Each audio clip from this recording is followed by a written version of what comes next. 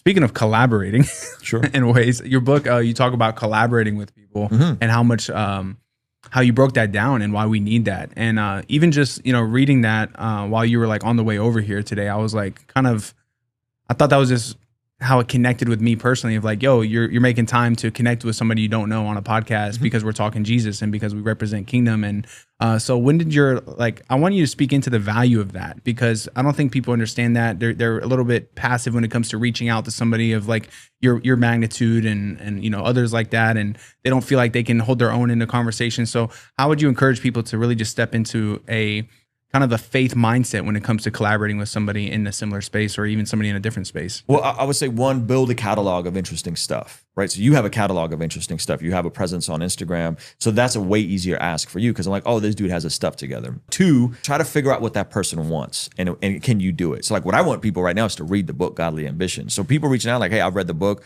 want to talk about this, this, and this. Like I'll make time for that, right?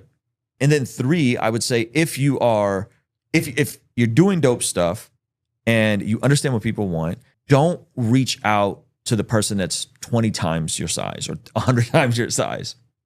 They're busy.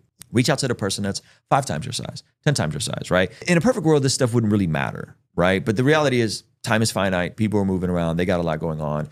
And so that's how I would look at it is like, man, if you're just getting off the ground, coming on my channel is not going to serve you. It's just not. Right? What's going to serve you is to have me on your channel, do a killer interview. And then I ask you, hey, bro, you think I can chop up some of this from my channel?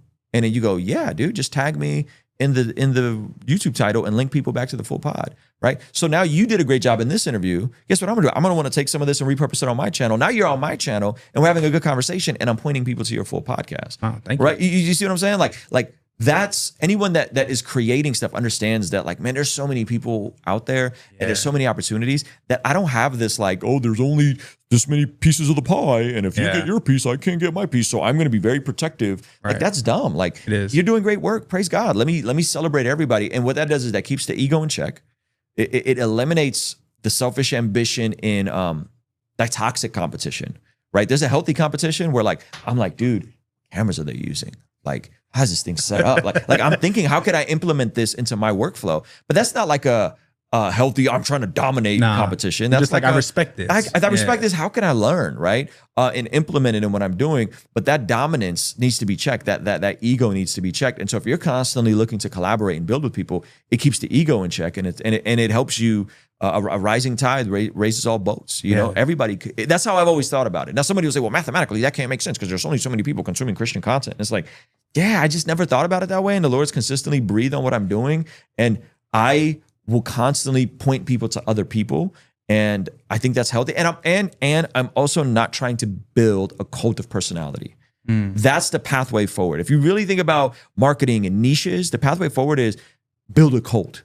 Like build a cult-like following. And you're seeing with the rapture predictions that happened this past week, people were building cults, dude. I don't want anyone to ever ride so hard for me that you're denying just objective reality that everybody should focus on. Hey, Ruslan's wife is black. Nah, bro, she might be Ethiopian. It's like, bro, my wife is black. Like, you know what I mean? Like, I promise. Like, don't do that. So I don't want to build a cult of personality. And the more people I point to, whether that's Gavin Ortland, whether that's Mike Winger, whether that's what you're doing, the less people see me as a source and can see me as a voice and as a curator. Yeah. And I think it's so important that you said that about lifting up other voices because that's, you kind of have to do that as a good leader. You know, you got to pass it down. You can't be the only one that's preaching Jesus. You can't be the only one making content creation. It's like, bro, it's not kingdom if you're not willing to collaborate. So I love that you have that heart posture behind it. And you also mentioned about celebrating other people's wins, you know, and I love that because it's so true. It's like, don't just expect somebody at a higher level to just do all these things for you and change your life. It's like, how can you bring value to their life? How can you sow into what they're doing? Because you even said that there's people that are in a higher place that still need that encouragement from people in a similar space or just people in general because there's so many other things that they have going on. So listen, one of the most flattering things you can do to a creator is to pay them a genuine compliment about their work if you understand the intricacies of their work. Yeah. Right? So like say you were trying to get a hold of Russ, hypothetically, and you're like, dude, I want to have Russ on the podcast. Let's just hypothetically. Like, you can just DM him and cold DM him and be like, yo, bro, come on my podcast, right? Which is not going to work. But if you really thought through one of his lines that moved you, and you caught a triple entendre that only like rap nerds can catch. Yeah. And then you messaged him and said, bro, this line, you said blah, blah, blah, blah, blah, blah, blah, blah, blah. Did you mean this in this way? And is this a triple entendre? Right? Like that kind of DM will get someone's attention, even if they're a gajillion times bigger than you. And then that doesn't mean you go in for the ask right away. That just means, hey, his DMs are now open and he's now seeing the conversation. And now you have access to him. Oftentimes, it just starts that way. Like it just starts with just having a conversation with somebody and having access and just genuinely paying them a sincere compliment because you understand rap and you understand what he's doing and you probably can go deeper on his lyrics than the normie fan. That's a great way to get somebody's attention. It's a great example of like how you can stand out from the crowd of people that are DMing. Yeah, and that's one thing I noticed too. It's asking right away. You know, it's when you want to position it like you really respect what they're doing and you really want to inquire about like, yo, I want to learn more from you. So having a conversation with you on the podcast would be amazing. And I shared we had a live event Friday sharing with people the power of the podcast. And it's so cool because you're a fan of Maxwell, John Maxwell. He talked about like, yo, do everything in your power to get an hour with somebody at coffee, you know, and then bring notes, have questions ready. You know, in this day and age, like you're not going to be able to get people to coffee as easily as you could maybe back then. So the podcast is the new coffee hour. Absolutely. You know, so that's the way I see it. Because as much as like I love your content, like being able to spend an hour with you is like way more of a blessing. You know, like just reaping what you have to sow into people is like is a blessing to be able to sit across from you. So I think I wanted people to understand that mindset. So that's why I shared that. So do you have any speaking about that? Well, listen, I know a buddy that runs a B2B podcast business, meaning that these are people who don't want to be famous influencers. A podcast is a way for them as a business owner to network with another business owner. So if you are in some very specific medical niche and you really want to connect with this company over there because they make pharmaceutical grade fill in the blank, and you have a podcast that just does that, you can reach out to people and say, hey, I want to have you on my podcast. And no one's asking these folks in these specific niches to come on their podcast. But they're so flattered that you can get someone in the room and network with them through just having a thoughtful conversation, right? Like that's pretty genius. So I think like the idea of like, oh man, like podcasts are just people yapping and whatever. It's like, no, you don't understand the relationships being built by someone sitting across someone and saying, hey, I read your book and like it blessed me and I want clarifying questions.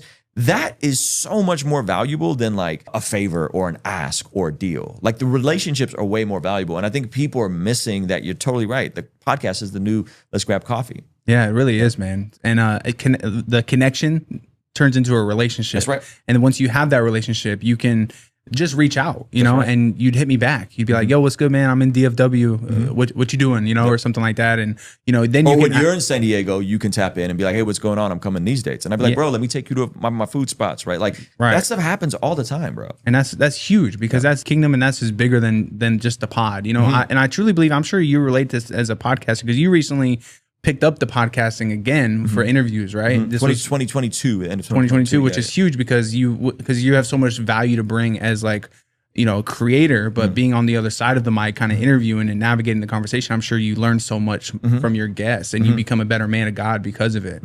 You know, so being able to like give that to audiences in both sides is, I feel like, so important. Good conversations are good conversations. I think a good podcast is the conversation that you can be in on, right? So if you're thinking about like what Joe Rogan is doing, like a lot of times it's like he's talking to interesting people that we just want to be a fly on the wall, but he's just doing it in front of the whole world. So that's the beauty about podcasting. Yeah. I feel like it's like a soul tie in a way too. It's like if it goes well, especially, then you're like connected to that person in a way that's like tapes. You know, and I think about this, about the legacy that is leaving to my kids.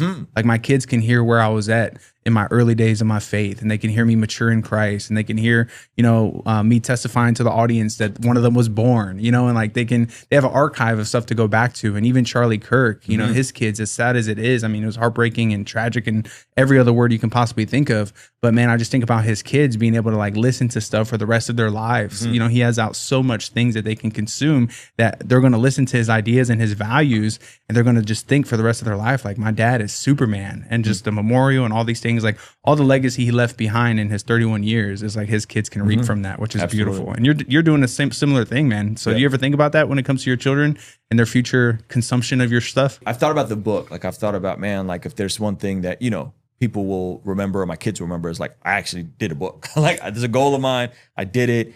And even my Awesome. 10-year-old was like, should I read it? And I'm like, well, let's listen to the audio. And it's kind of over his head. You know what I mean? Yeah. But like, I think it's one of those things that, like I'm pumped on, and God willing, he'll come back to it, when he's a little older, and be able to like sit with it or listen to the audio. So I think about it in that sense.